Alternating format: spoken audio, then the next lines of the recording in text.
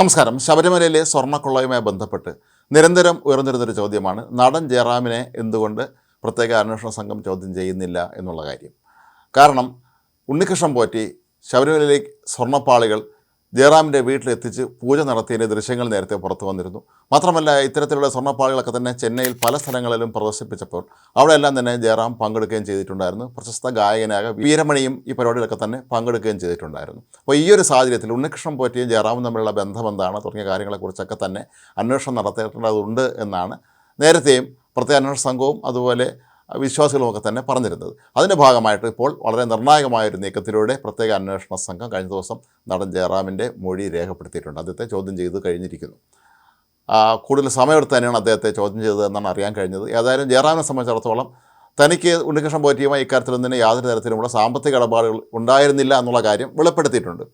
ശരിക്കും ഉണ്ണികൃഷ്ണൻ പോറ്റി ജയറാമിനെ കബളിപ്പിക്കുകയായിരുന്നു എന്ന് വേണം കരുതാൻ. ശബരിമലയിലെ സ്വർണ്ണപ്പാളികളും മറ്റുമൊക്കെ സ്വന്തം വീട്ടിൽ കൊണ്ട് വയ്ക്കുകയാണെങ്കിൽ അതിലൂടെ വലിയ ഐശ്വര്യം ഉണ്ടാകും എന്ന് ഉണ്ണികൃഷ്ണൻ പോറ്റി ജയറാമിനെ പറഞ്ഞ് കബളിപ്പിച്ചു അല്ലെങ്കിൽ പറഞ്ഞ് വിശ്വസിപ്പിച്ചു എന്ന് തന്നെയാണ് കരുതേണ്ടത്. ഇവിടെ നമ്മൾ മനസ്സിലാക്കേണ്ട ഒരു കാര്യം, ഈ ക്ഷേത്രത്തിൽ ഉപയോഗിക്കുന്ന ഇത്തരം പൂജാ വസ്തുക്കളൊന്നും തന്നെ ആരുടെയും വീട്ടിൽ കൊണ്ടുവയ്ക്കാൻ പാടില്ല എന്നുള്ള അടിസ്ഥാനപരമായ കാര്യങ്ങളൊന്നും തന്നെ ജയറാമിനെ അറിഞ്ഞുകൂടായിരുന്നോ എന്ന് സ്വാഭാവികം നമ്മൾ സംശയിക്കേണ്ടി വരും. കഴിഞ്ഞ 40 വർഷത്തിലേറെയായി സ്ഥിരമായി ശബരിമലയിൽ എത്തുന്നതാണ് ജയറാം. അങ്ങനെ ശബരിമലയിലെ VIP ദർശനത്തിൻ്റെ ഭാഗമായി പലരുമായും ഉണ്ണികൃഷ്ണൻ പോറ്റി അടുത്ത സൗഹൃദം സ്ഥാപിച്ചിരുന്നു. അങ്ങനെ തന്നെ ആയിരിക്കാം ജയറാമുമായും ഇയാൾ സൗഹൃദം സ്ഥാപിച്ചത് എന്ന് വേണം കരുതാൻ.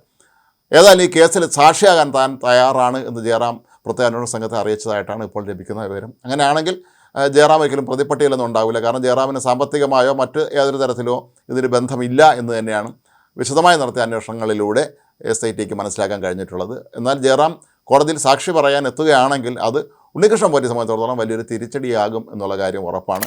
തെക്കേന്ത്യയിലെ പല പ്രമുഖരുടെയും വീടുകളിൽ ഈ സ്വർണ്ണപ്പാളികൾ കൊണ്ടുപോയിരുന്നു എന്നാണ് പറയപ്പെടുന്നത്. ഉണ്ണികൃഷ്ണൻ പോറ്റി അവരിൽ നിന്നെല്ലാം തന്നെ വലിയ തോതിലുള്ള പണം ഈടാക്കി കാണാനുള്ള സാധ്യതയും തള്ളിക്കളയാൻ കഴിയുകയില്ല. ജയറാമിൽ നിന്നും ഒരുപക്ഷെ ഉണ്ണികൃഷ്ണൻ പോറ്റിക്ക് സാമ്പത്തിക സഹായം കിട്ടിയിട്ടുണ്ടോ എന്നുള്ള കാര്യവും ഇനി നമുക്ക് പറയാൻ കഴിയില്ല. കാരണം ഉണ്ണികൃഷ്ണൻ പോറ്റി ഒന്നും അങ്ങനെ സൗജന്യമായി ചെയ്യുന്ന ഒരാളല്ല.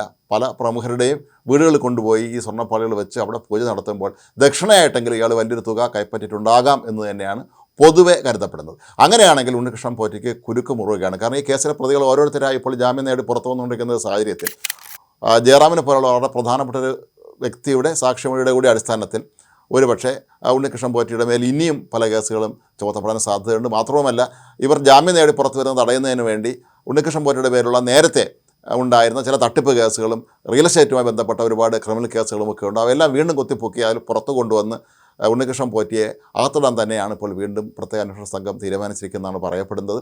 കാരണം ഇനി ED കൂടി രംഗത്തെത്തുന്നുണ്ട്. EDയുടെ അന്വേഷണം കൂടി തുടങ്ങിക്കഴിഞ്ഞാൽ വീണ്ടും ഒരുപക്ഷെ ഇപ്പോൾ ജാമ്യത്തിൽ പുറത്തിറങ്ങിയ ആളുകൾ പോലും അകത്താകുന്ന ഒരവസ്ഥയുണ്ടാകും. EDയെ സംബന്ധിച്ചിടത്തോളം ഈ സംഭവവുമായി ബന്ധപ്പെട്ട കള്ളപ്പണ തിരിമറികളാണ് പ്രധാനമായി അവർ അന്വേഷിക്കുന്നത്. ശബരിമലയിലെ സ്വർണ്ണക്കൊള്ളയുമായി ബന്ധപ്പെട്ട് കിടന്ന സാമ്പത്തിക ഇടപാടുകളാണ് ED ഇപ്പോൾ അന്വേഷിച്ചുകൊണ്ടിരിക്കുന്നത്. കാരണം വലിയ തോതിൽ കള്ളപ്പണം വെളുപ്പിക്കലുമായി ബന്ധപ്പെട്ട് നടന്നിട്ടുണ്ട് എന്ന് തന്നെയാണ് പൊതുവെ കരുതപ്പെടുന്നത്. ഏതായാലും ജയറാമിനെ പോലെയുള്ള വളരെ പ്രമുഖനായൊരു വ്യക്തിയെ കൂടി അന്വേഷണ മുനയിൽ നിർത്തിയതോടെ ഇപ്പോൾ ഈ കേസുമായി ബന്ധപ്പെട്ട മുന്നോട്ട് പോകുന്ന അന്വേഷണത്തിന് പുതിയൊരു ദിശാമാറ്റം സംഭവിച്ചിട്ടുണ്ട് എന്നുള്ളത് ഉറപ്പാണ്.